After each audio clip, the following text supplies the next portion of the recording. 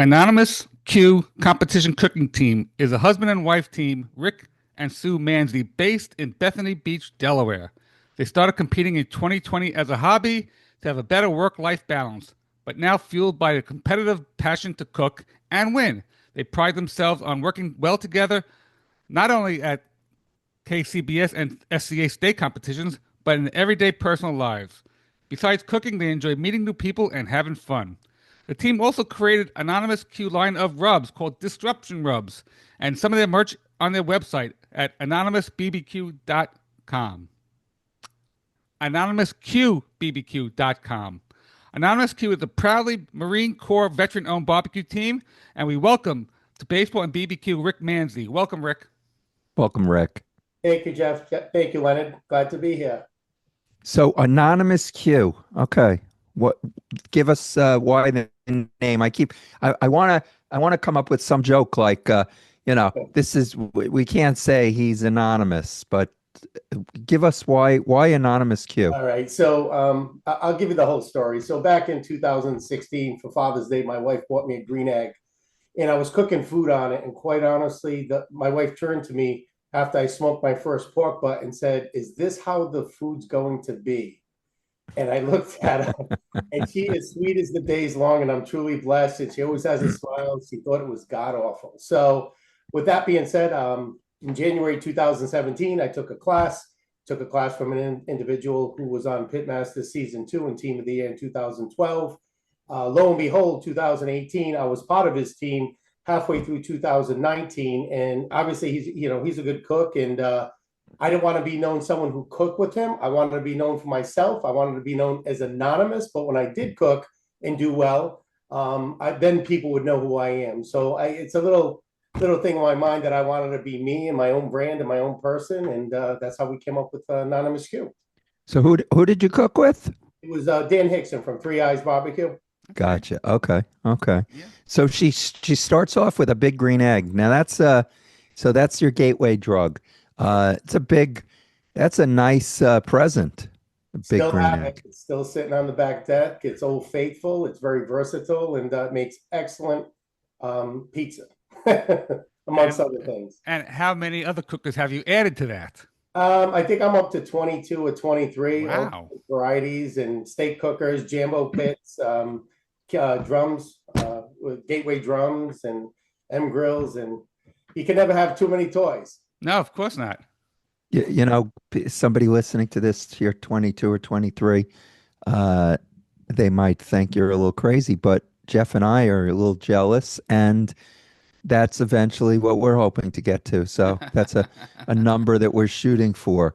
Among those are any pellet grills in that array? Yes, there's actually two. There's two pellet grill. Yoda YS640, very, very, very well built grill. Excellent electronics on it. It's like Ronco, set it and forget it. Those years ago, people might have frowned a little bit with pellet cookers, but you see more and more in KCBS and even SCA. They cook steaks on them with a sear plate. They become really well known and actually cook good food. You know why? Because it's a barbecue contest, not a fire management contest. And I'm going to attribute that to our pal Doug Scheiding, who is a Traeger rep, and he says that all the time. So, Rick, take us back. Your day job is you work for, is it Giant Foods or? Yeah, I'm the vice president of Giant Food, in charge of all perishables in the Bolt, Washington area. What does that mean exactly? So I'm responsible for produce, seafood, meat, deli, bake shop, floral. I look over that, all the category management functions and profitabilities and sales and everything that goes along with that. It's a chain? Yes. Leonard, when I was talking to Rick before we started recording, Giant Food it's like a supermarket, like we have here, ShopRite. Right. Giant Food is a supermarket, and since my parents lived in Bethany for about 20 years, that's where Rick and Sue is from. I've been in his store lots of times. Oh, okay. So you two ran into each other then. We probably saw each other. I don't know if we Very nice. Okay. So she buys you. So obviously, a big green egg is a big purchase. It really is. I mean, people who listen to this show, probably know how much a big green egg is. And it's not something you just purchase someone who's never barbecued. Mhm. So you must have had some kind of experience cooking in the backyard or something to get a grill like that. Actually, Leonard, absolutely none. It Wow. was just my wife, I mean, God bless her, it's who she is. Wait, Rick, does she have a sister? Yes, she does. She has a sister. Yep, she has a sister. I know I get the better half though, but don't tell her sister that. Okay. Okay. All right.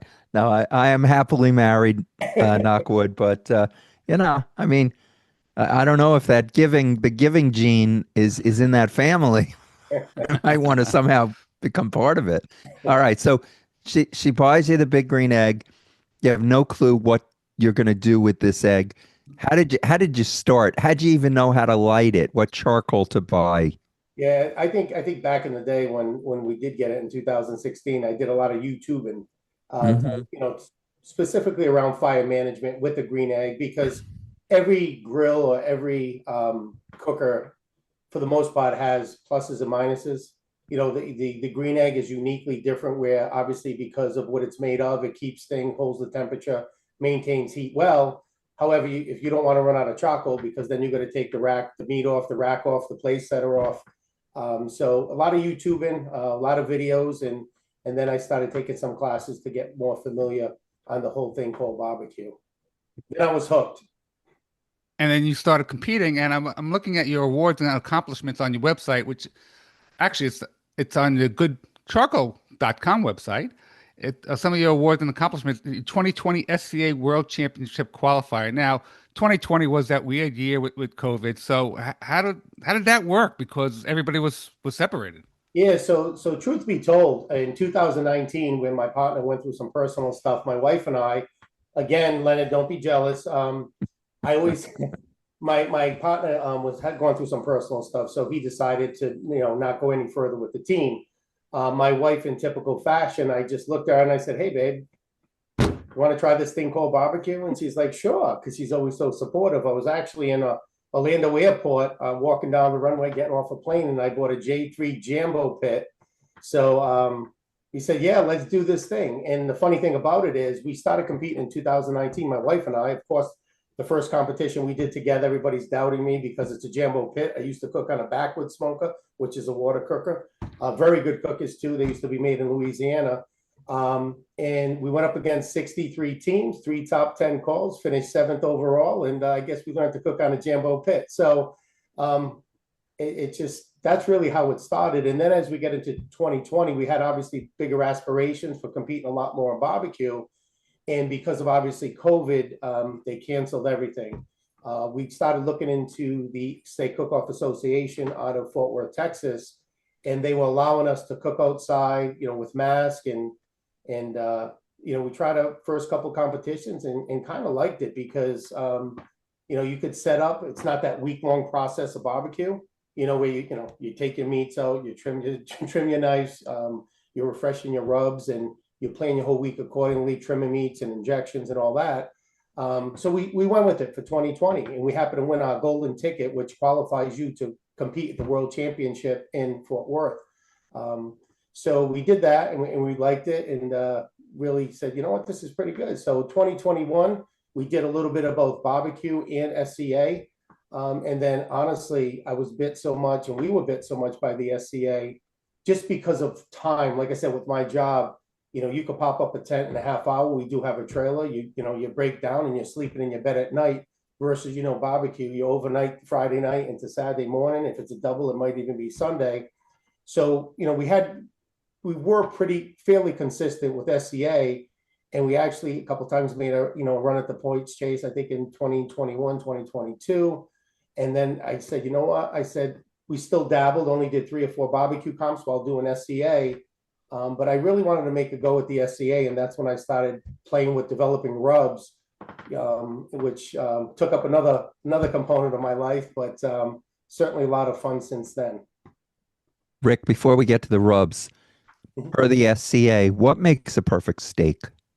Yeah, so the SCA, you judge on 5 criteria. It's appearance, which means perfect grill marks. What they do is cut half of the steak and just judge the top half. You see those lines in the steaks, you might see them on some social media platforms. A perfect doneness, which is a perfect medium, and then texture. Then you have flavor. Flavor is the only score that is a multiple of 10.1 to 10.9 to prevent ties. And then you have an overall impression. What was the overall experience as you eat?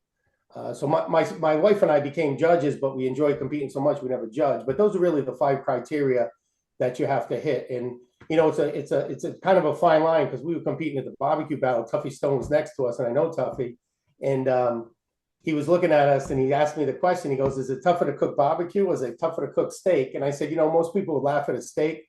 In barbecue, there's things you could do, right? If your brisket's overcooked, you cut it thicker. If your pork is a little mushy, you could put some tube meat in there to get some texture to it. In steak, if you blow doneness, there's nowhere to go if you don't get texture. So the room for error is so small. I think it ultimately made me a more consistent barbecue cook, because the attention to detail with steak, I apply certainly to barbecue. You know, so it's like when you light a pit, it's not 101, it's 1 o'clock. You know, so it's those type of muscle memories and attention to detail that's really helped me out. And Rick, I've got to take I got to take issue with the SCA, because a steak perfect medium, no, not for me. That's not Medium my rare. everyday steak. Mine's a medium rare. No, medium rare. Exactly. Medium rare.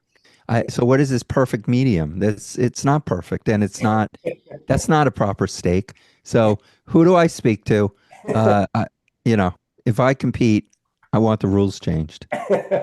Brett Galloway and Ken Phillips, they own the SCA, but God, it's a real fun organization. So is in KCBS, but it's a real fun organization, and we have a lot of fun with it. Rick, what cooker do you use for the steak? Do you have one special that you use, or just use whatever comes to your mind? Yeah, so we were sponsored by M Grills out of Texas. It's a stainless steel grill. Real incredible, holds temperature incredibly well. You buy that grill, you will own that grill for life, even though it's stainless steel. The only thing you'll ever have to change is a gasket and maybe a thermometer. It's a real nice grill. You know, charcoal cooker. We cook with the grill grates, and that's what we cook on.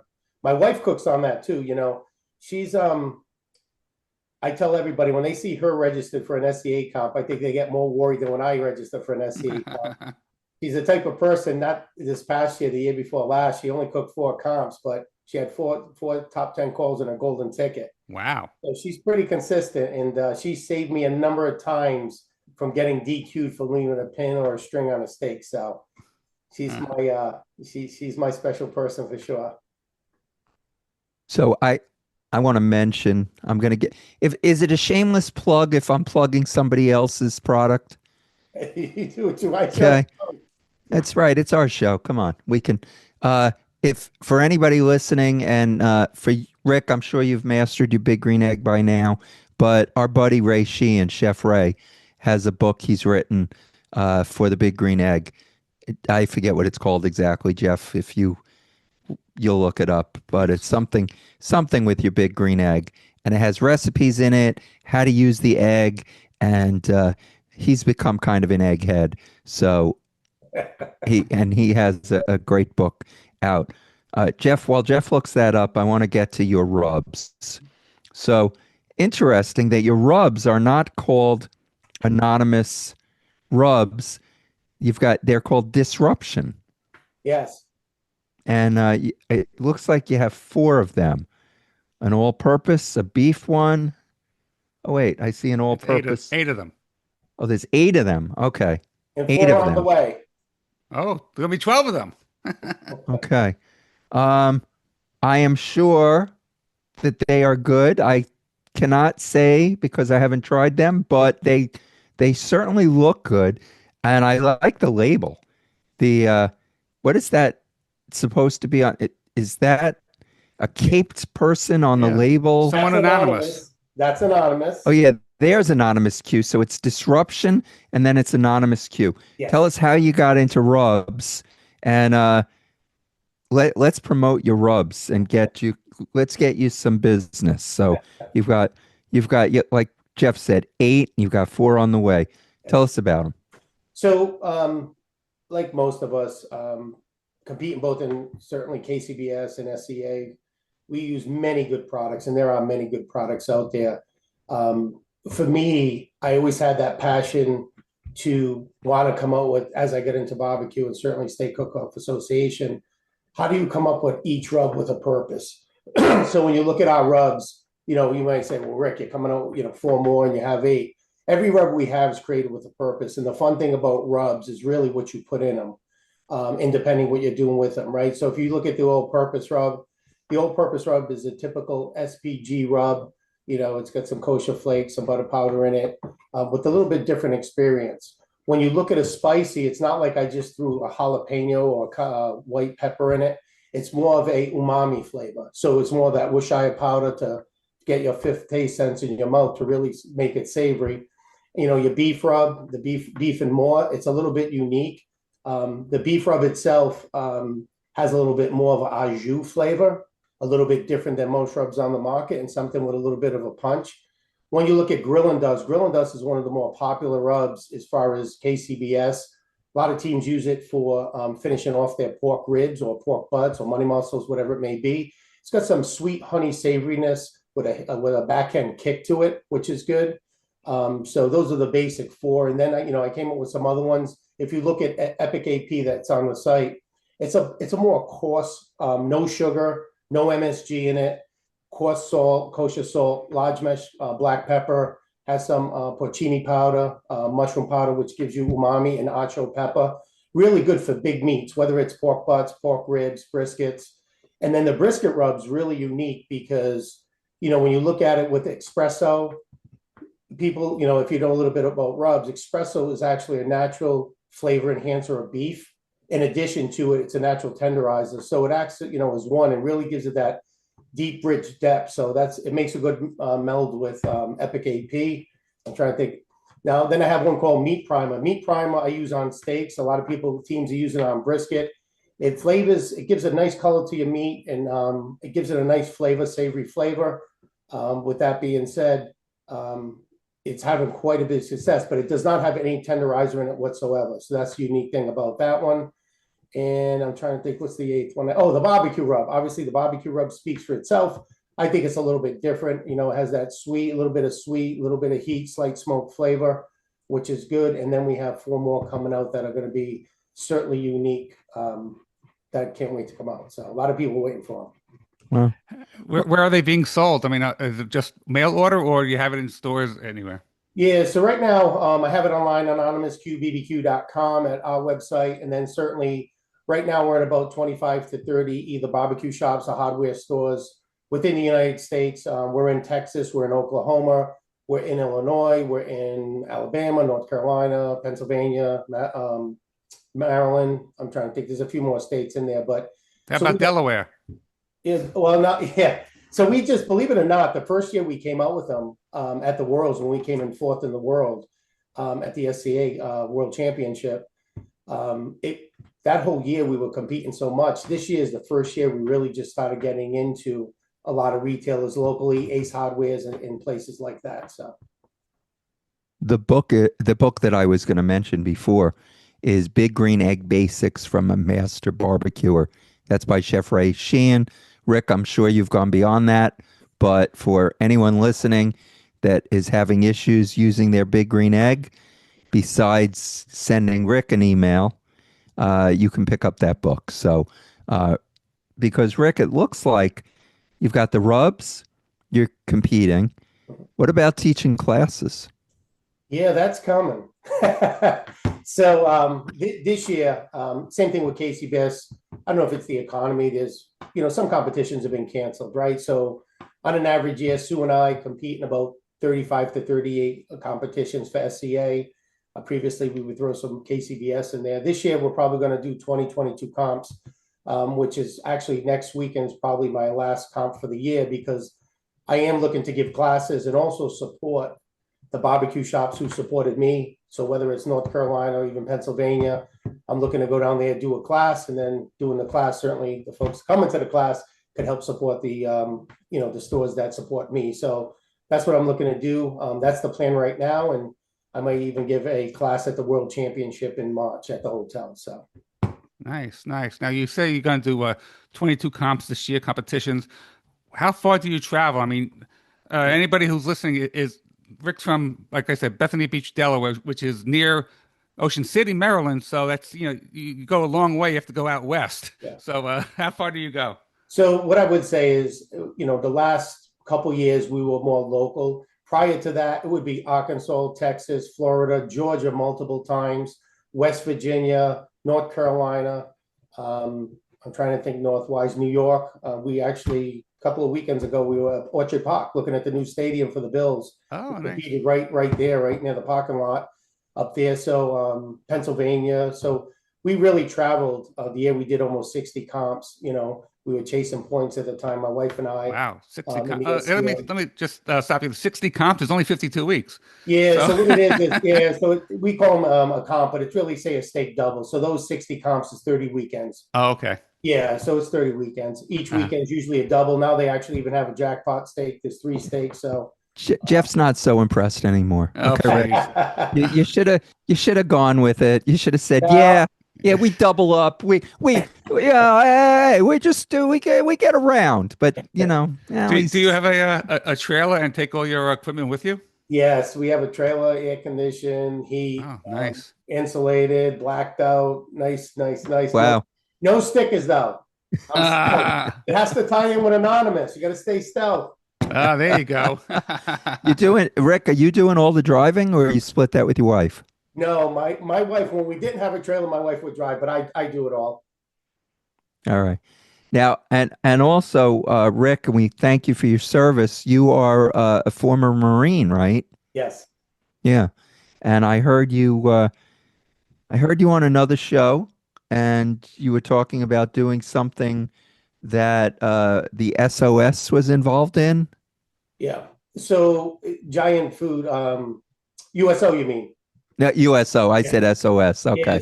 So Giant Food, the company I work for, the barbecue battle, really, we sponsor the barbecue battle in DC.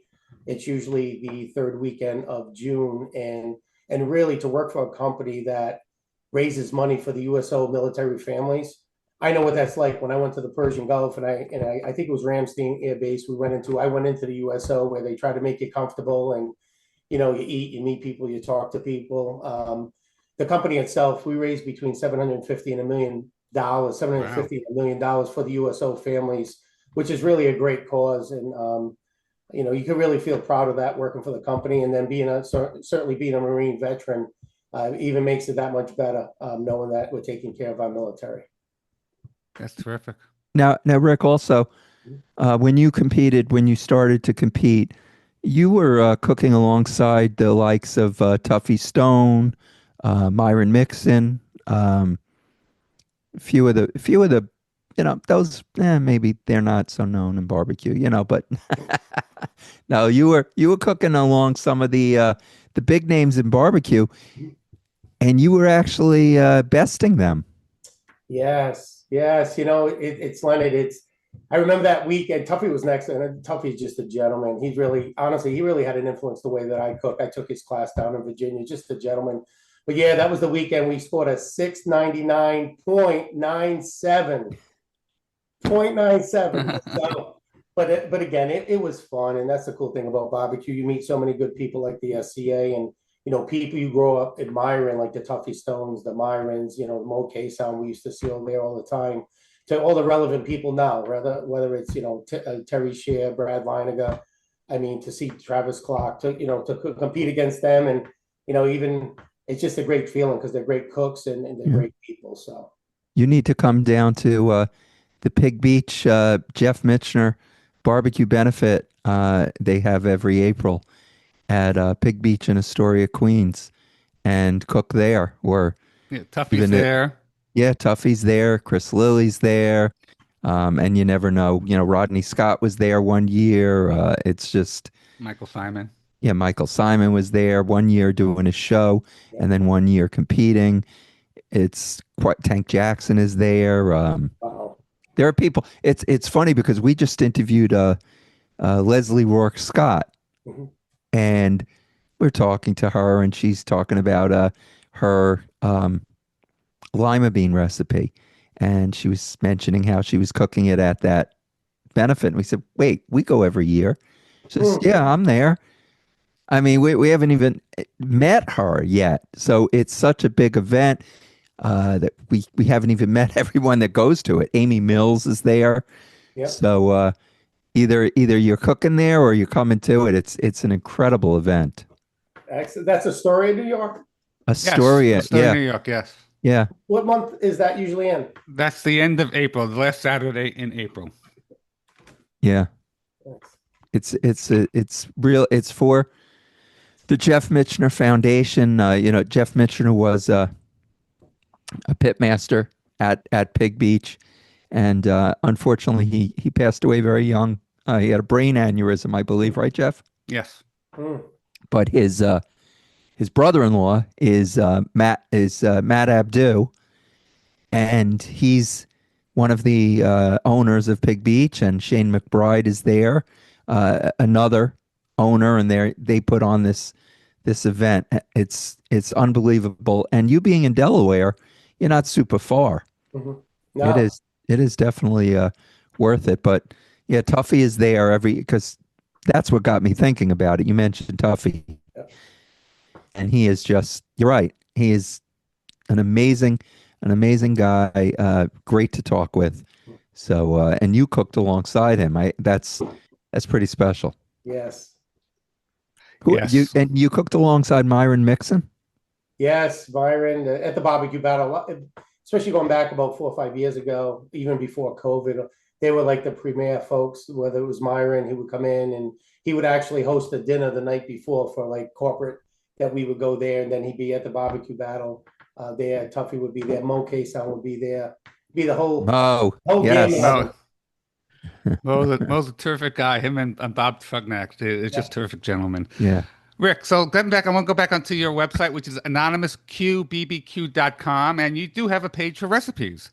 Is that your recipes, your wife's recipes, or how did this come about? Yeah, those are mine, Jeff. Actually, we're going to start loading quite a few more recipes because I'm coming up with a chili mix. We keep practicing, and we're going to put all our recipes on the website. So this way, when I do a social media post and talk about the rubs and folks to try them, they could go to that website and certainly get the recipes right off the website if they like. And Rick, there's a space where you can put your name and I mean your email. Subscribe now, and you'll just send emails when they're good to go. Rick, are you practicing? How much are you practicing? I probably practice steak wise. I probably practice every weekend, honestly, even if I don't cook. To me, it's all about muscle memory.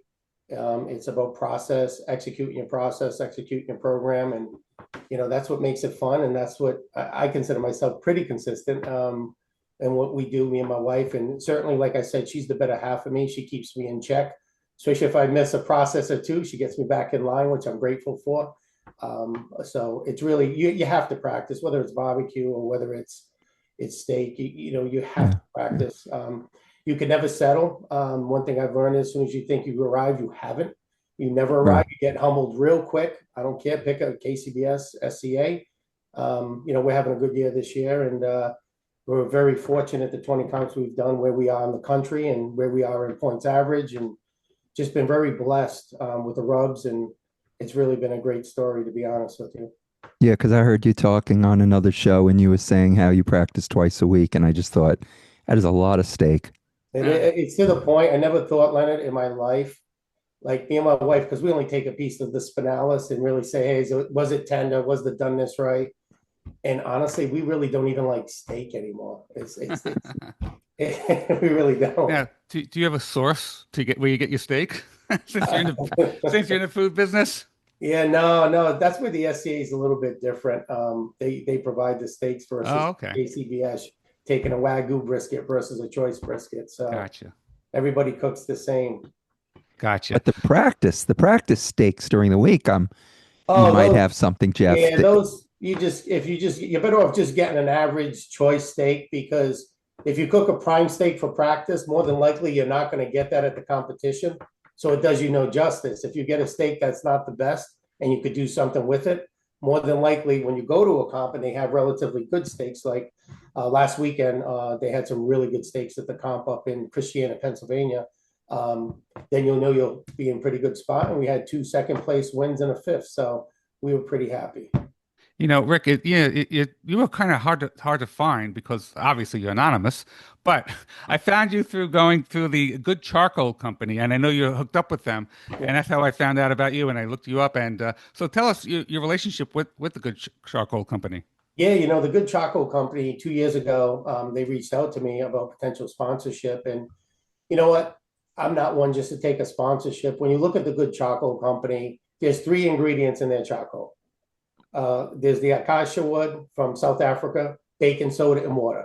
And to me, it burns clean, it burns hot, it's sustainably sourced, it has a great purpose. And more than that, the Good Charcoal Company, what they do for emergency situations and cook for people, that's something that me and my wife believe in.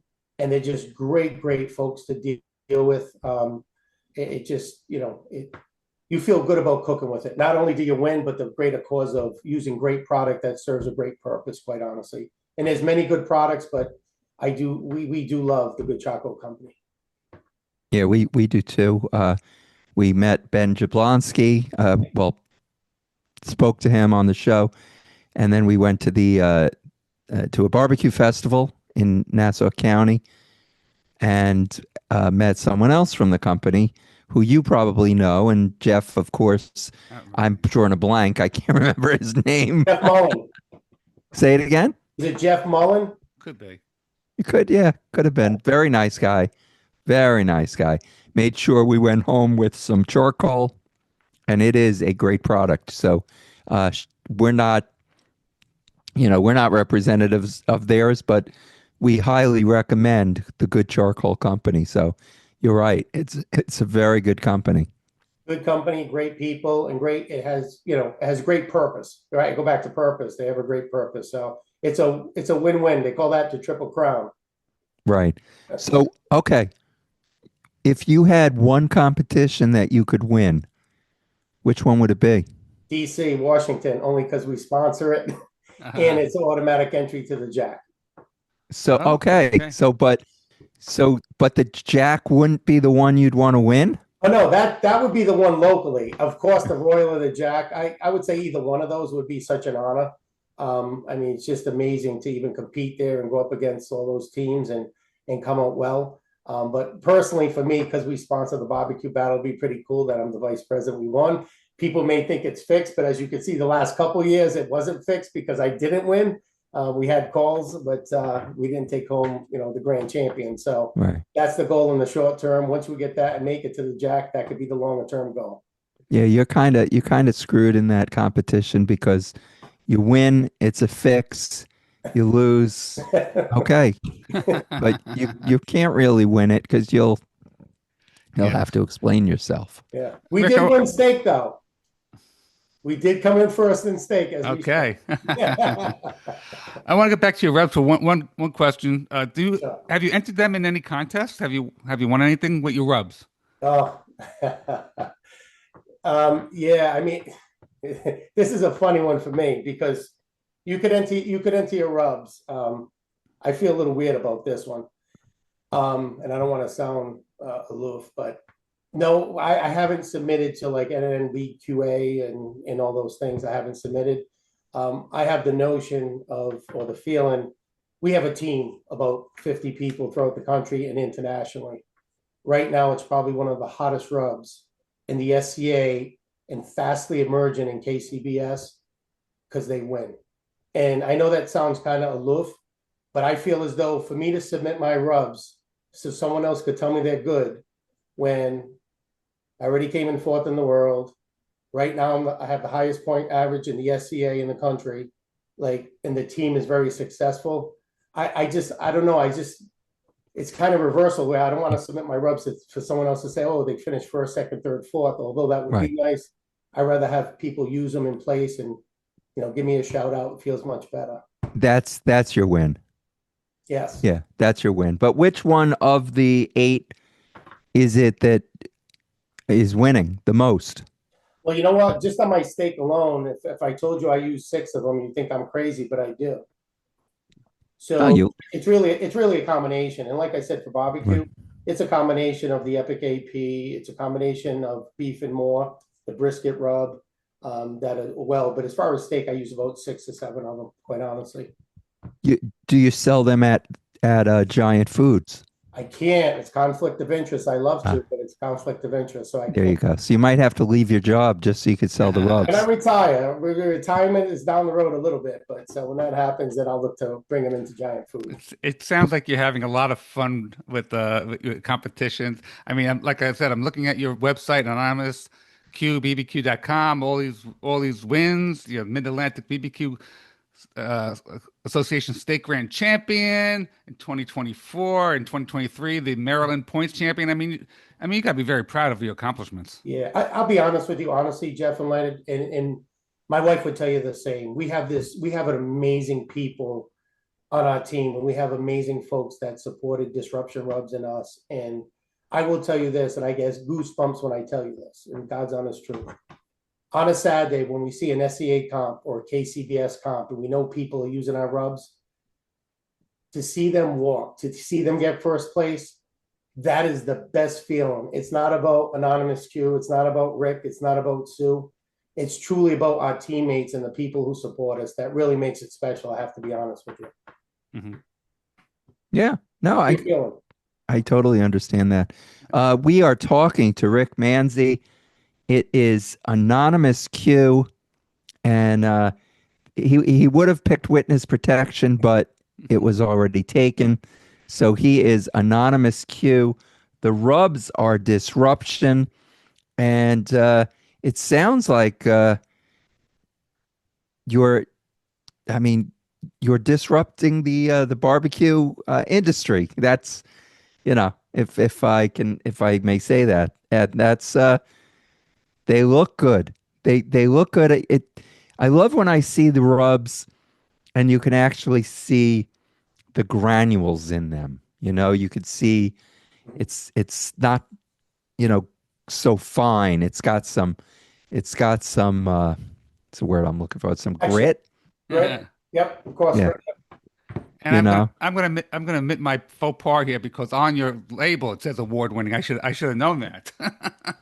Yeah, that's the thing Well, with the rubs. Truthfully, guys, like 2026 project started 2 months ago. So what we usually do is we start them a year or more behind, and then certainly like Meat Primer that I have, we didn't even come out with that. We had the entire team use it for the year before I even came out with it last year at the World Championship.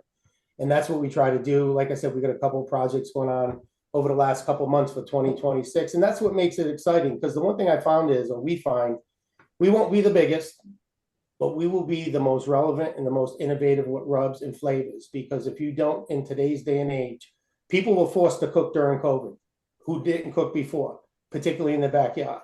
And I think right now is so many people like different flavors and really like, and creating stuff now because of it, they were forced to.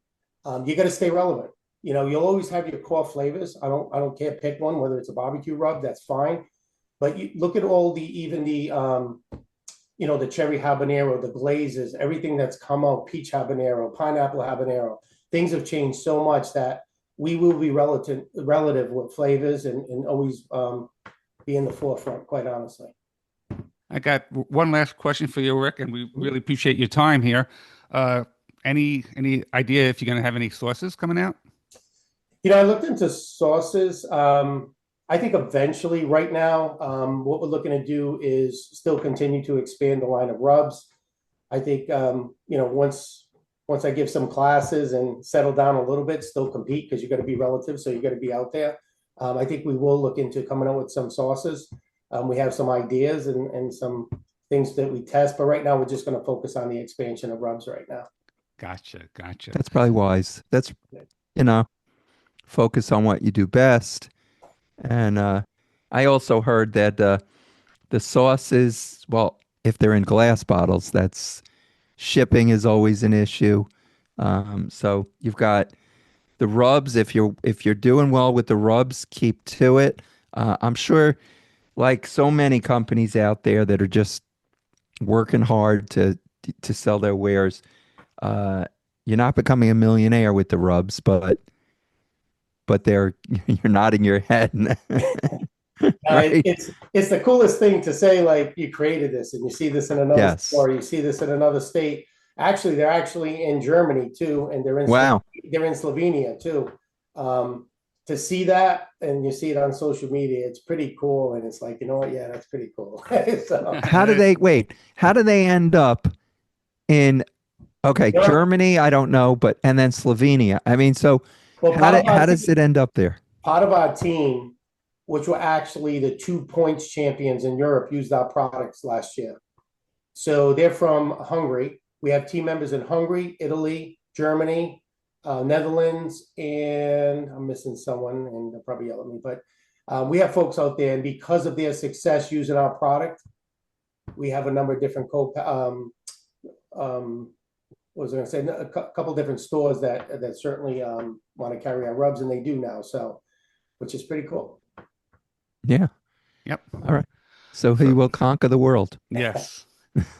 Rick, thank you very much for joining us on Baseball and BBQ. Would you please let everybody know where they can find you, your website, any other social media that they can get in contact with you? Yeah, so like I said, you can visit AnonymousQBBQ.com. We're on Facebook, we're on Instagram, we're on TikTok. And, if you have any questions, we always answer questions. You subscribe to the website, you'll see us when we kick out specials and X% off. We'll certainly do an email blast, and you get a chance to try any one of the disruption rubs. So, but thank you. This has been great, Jeff and Leonard. Thank you. Certainly had a great time, and I appreciate you both. Thank you very much, Rick. We suggest everybody check out the website. And for anyone that's keeping track, it's like minor leaguers. When you watch them, they come up and you say, wait a minute, I saw them play, and now they're Hall of Famers. So Rick, we get you, not when you're coming up, you've established yourself, but one day, who knows? Barbecue Hall of Fame, you never know. So we thank you for joining us, Rick Manzi of Anonymous Q. And thank your wife as well for allowing you to be with us as she dog sits. Thank you both.